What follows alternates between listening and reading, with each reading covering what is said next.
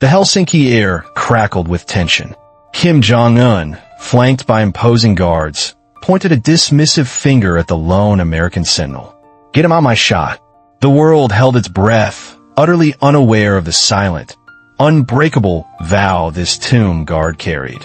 The morning air over Helsinki was the color of steel, carrying a damp chill off the Baltic Sea that seeped through wool and settled deep in the bones. A fine mist hung over the presidential palace, softening the edges of its neoclassical columns and blurring the reflection of the leaden sky in the waters of the South Harbor. On the cobblestones of the palace square, American and North Korean flags hung limp and heavy, waiting for a wind that wouldn't come. Inside, the final preparations were a study in controlled anxiety. Diplomats rehearsed pleasantries that felt like lies, journalists polished lenses for a shot that might define a career, and security detail from two nations, worlds apart in ideology, moved like ghosts through the ornate halls, their eyes missing nothing. Outside, on the stark expanse of the square, Sergeant Leo Gallo of the 3rd U.S. Infantry Regiment, the Old Guard, was a monument of stillness. His polished black boots seemed fused to the ancient stone. His M14 rifle, held with ceremonial grace, formed a perfect, unwavering line against his crisp Army service uniform. His white-gloved hands were as steady as the granite beneath his feet. He was a sentinel, a living symbol of a nation's promise to its fallen, and he had mastered the art of being invisible in plain sight. Leo was 30, but the geography of his face was mapped with the harsh sun and dust of a war that felt a lifetime ago. The chaos of the Kabul airport evacuation had etched lessons into his soul that no parade ground drill ever could. It was there, amidst the roar of C-17s and the desperate cries of a collapsing nation, that he had lost Corporal Marco Diaz. Marco, his best friend, whose laughter was a shield against fear, whose last words were a choked whisper about seeing his little sister graduate. Marco's name wasn't on a grand monument, but it was carved into every beat of Leo's heart. That loss had forged Leo's purpose. It drove him through the punishing selection process for the tomb of the unknown soldier and now to this temporary post in Helsinki. Every perfectly executed step, every second of paused silence, every breath held against the cold was a tribute. 21 steps, a 21-second pause, a turn so precise it could be measured with a protractor. These were the mathematics of remembrance, a ritual he performed for Marco and for all the others. His gaze, sharp and unblinking, was fixed on a point beyond the flurry of arriving motorcades, past the jostling press corps, a point of focus only he could perceive. The square was a theater of anticipation. At the edge of the cordoned-off area, Chloe Jensen, a fiercely independent online journalist with a subscriber count that legacy networks envied, was live-streaming to her phone. She was interviewing Elias Vertanen, an elderly Finnish historian with eyes that had seen the Cold War come and go. Helsinki has always been a bridge, a place where East meets West, Elias said, his voice a gravelly whisper against the wind. But bridges are also places of tension. They're where forces collide. Chloe nodded, her own eyes darting between the historian and the imposing figure of Sergeant Gallo. "And that soldier?" she asked, zooming in on Leo. "He seems like a statue from another time." Elias adjusted his worn tweed cap. "He is a symbol," he corrected gently, "and symbols are only tested when someone tries to move them." Chloe felt a shiver that had nothing to do with the cold. She had a nose for the moments where history pivots, and the air was thick with the scent of one. She wasn't wrong. The atmosphere in the square shifted, as if a pressure system had suddenly dropped. The North Korean delegation did not simply arrive. They imposed themselves on the scene. A convoy of 6 identical, elongated Mercedes-Benz S600 Pullman Guard limousines, black as obsidian and gliding with an unnerving silence, pulled up with chilling, synchronized precision. Doors opened in unison. Out stepped Jong Un.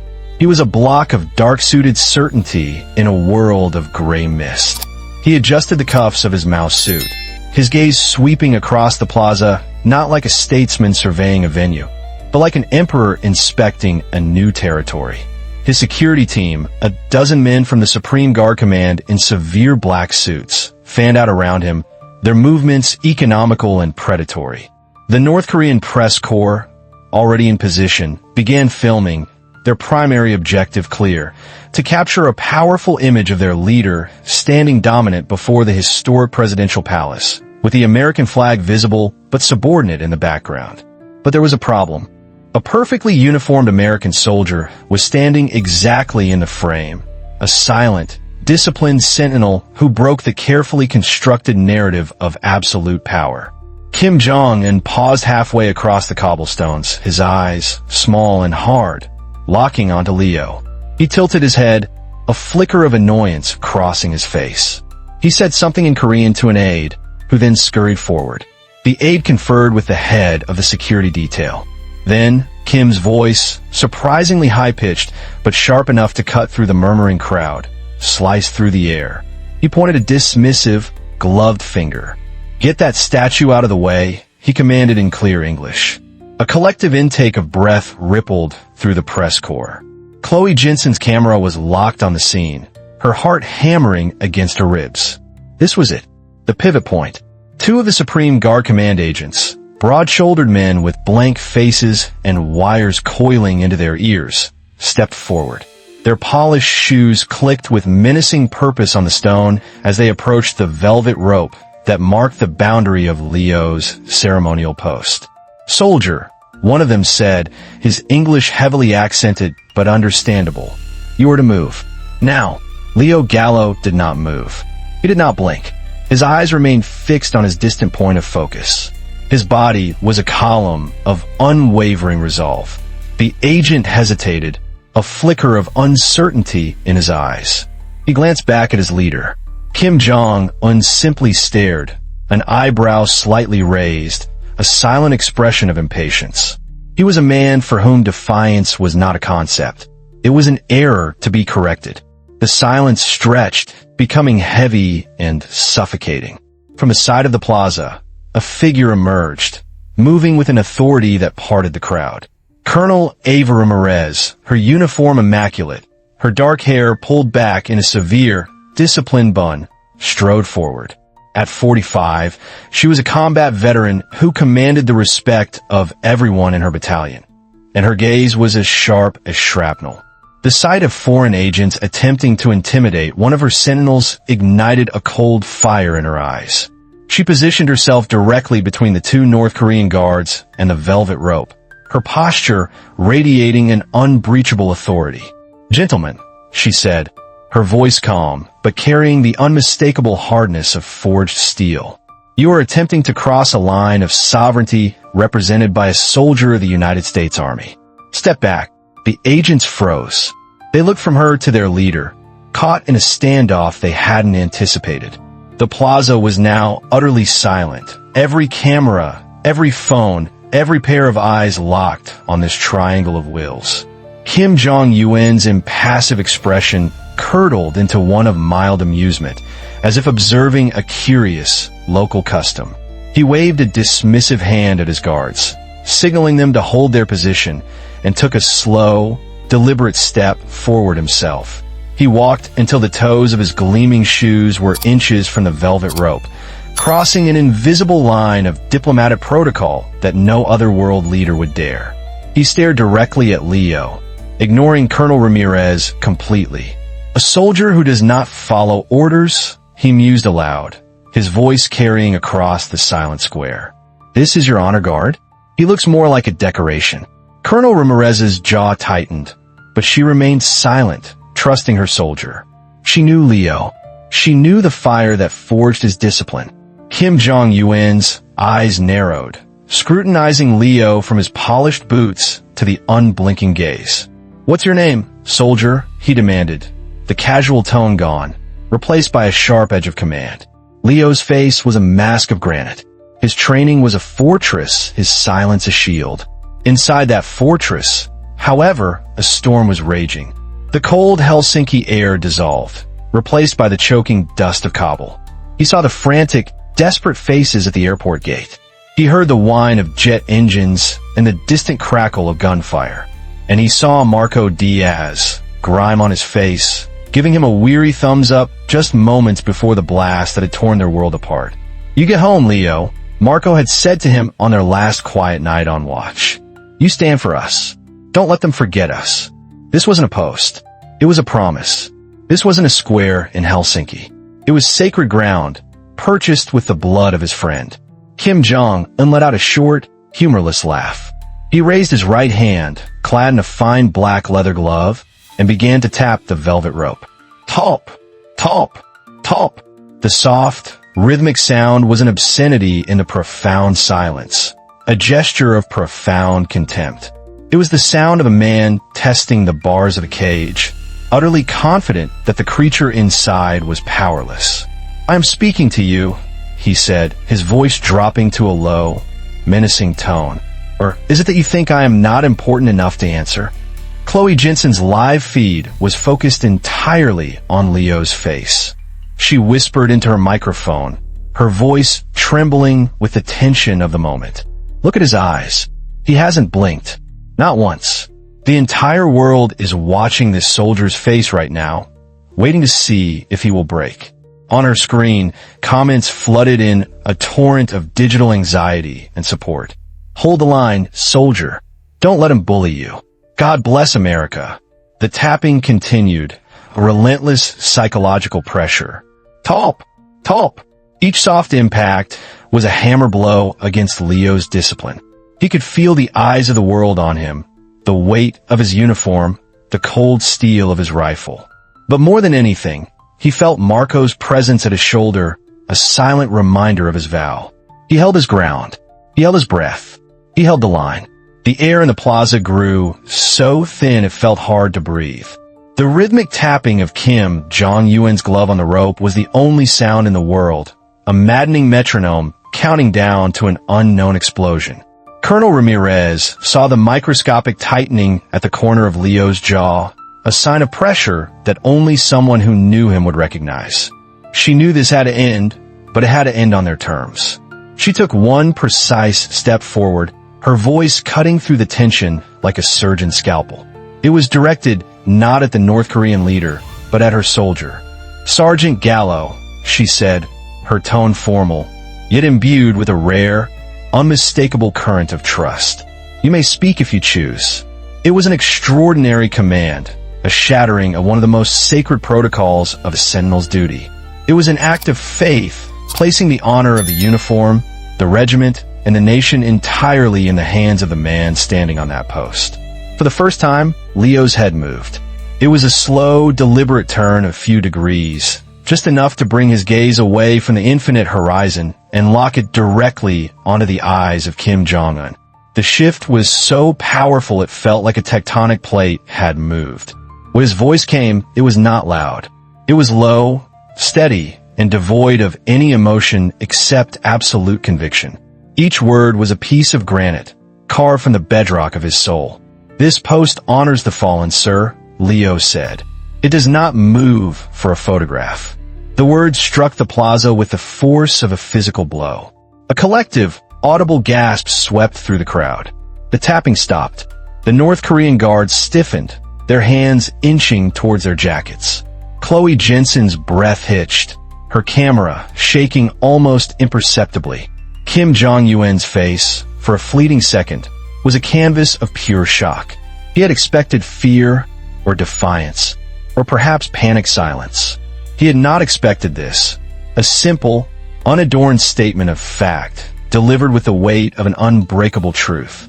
His eyes narrowed, not in anger, but in a sudden, sharp recalculation. He was looking at Leo now not as a statue or a pawn, but as something else entirely. An equal force. Then, the unthinkable happened.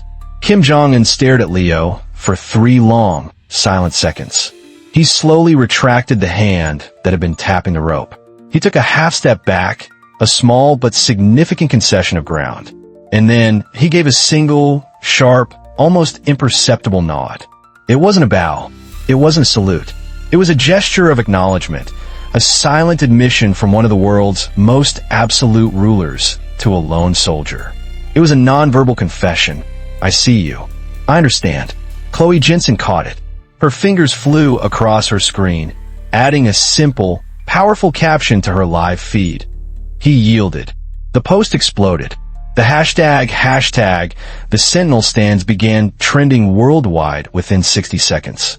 The tension in the plaza didn't just break, it evaporated. Without another word, Jong Un turned on his heel and strode briskly towards the entrance of the presidential palace, his security detail scrambling to fall in behind him. The moment was over. The cameras followed him, but the story, the real story, remained with the Sentinel who hadn't moved. The summit proceeded, a flurry of closed-door meetings and carefully worded press releases, but the defining moment had already happened outside, on the cold cobblestones. Leo Gallo's shift ended at 1,400 hours, precisely on schedule. His relief arrived, and the two sentinels performed the changing of the guard with the same flawless, reverent precision as they would at Arlington, their movements a silent poem of tradition. As Leo marched off the plaza, his boots echoed in a space that now felt charged with his quiet defiance. Back in the temporary barracks set up in a secure wing of a nearby government building, the air was thick with a buzzing energy. As Leo entered the small, Spartan guardroom, conversation stopped. All eyes turned to him. He ignored them, moving to his locker with the focused economy of motion that defined his life. The white gloves came off first, folded with meticulous care. The polished boots were next, placed perfectly parallel beside the locker. "Dude," a voice finally broke the silence. Corporal Sam Jones, a younger sentinel with a perpetual grin, leaned against a row of lockers, shaking his head in disbelief. "Did you rehearse that line in the mirror? Because it was straight out of a movie." A few of the other guards chuckled, breaking the tension. Leo allowed the faintest hint of a smile to touch his lips, a rare sight that never quite reached his eyes. "I was authorized," he said, his voice dry. "Authorized or not, man," Sam said, pushing off the lockers and walking over. "You made us all proud out there. You made the whole country proud." He clapped a hand on Leo's shoulder, a firm gesture of camaraderie and respect. Leo simply nodded, his gaze dropping to the contents of his locker. He reached inside and pulled out a small, worn metal case. He opened it. Inside, nestled against the worn felt lining, was a single faded dog tag. Not his own. Diaz Marcoa. The edges were smooth, worn down by countless nights of being held in a grieving friend's hand. A junior officer appeared at the doorway, holding a sealed envelope. "From Colonel Ramirez," the officer said quietly, handing it to Leo. Leo took it, waiting until the officer had departed before opening it. Inside was a simple card, with no official crest or signature. Just 5 words, written in Colonel Ramirez's tight, deliberate script. "You stood for us all." He read the words once, then twice. Carefully, he folded the card and placed it in the metal case, right next to Marco's dog tag. He closed the lid with a soft click. Some honors weren't meant for a display case. They were meant to be carried. He changed into civilian clothes, a plain gray jacket and jeans, but his posture was unchanged. Shoulders square, chin high. As he stepped out into the Helsinki afternoon, the city was beginning to settle into dusk. The oppressive gray of the morning had given way to streaks of pale gold and lavender in the sky. The summit would continue, its results to be debated on news channels for weeks. But Leo was already moving on, his steps steady, his silence restored. The world had seen him today, but they had no idea who he was truly standing for. And that was just the way it should be. The next morning, the plaza in front of the presidential palace was different. The usual crowds of tourists were there, but they moved with a new kind of reverence.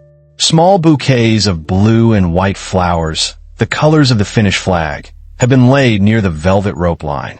People weren't just watching the Sentinel anymore. They were bearing witness. They spoke in hushed tones, pointing their phones not just to capture an image, but to document a piece of living history. Chloe Jensen's in-depth article, published overnight, had become a global phenomenon. Her headline was simple and powerful. The Sentinel who reminded the world some things aren't for sale. The story wasn't about politics, or a diplomatic spat. It was about the immovable power of a promise. Inside the summit, the tone had reportedly shifted. An aide from the American delegation anonymously told a reporter that the incident had cleared the air, replacing posturing with a grudging, unspoken respect. Jong Un never mentioned the confrontation, but observers noted a subtle change in his demeanor. The arrogance was tempered with a new, more calculating watchfulness. That afternoon, as Chloe packed her gear, she saw the old historian, Elias Vertanen, standing by the harbor, looking out at the sea. She walked over to him.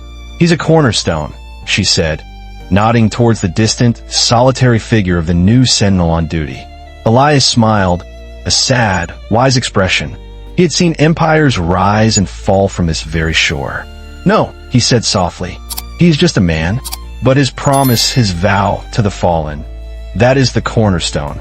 He looked at Chloe, his eyes holding the weight of history. Some things don't move, and that's why they become cornerstones. The image that endured from the Helsinki summit wasn't of two leaders shaking hands. It was of a lone soldier standing his ground, his silence echoing louder than any political speech. It was a reminder that true strength isn't always in the power to command, but sometimes it's in the quiet, unyielding courage to stand still. Leo Gallo's stand was seen by millions, but it was fueled by the memory of one. What does his silent vow mean to you? Share your thoughts in the comments below, and please, always comment with respect for the values these soldiers represent. If this story moved you, hit that like button, share it with someone who needs to see it, and subscribe for more stories of quiet courage. Thank you for watching.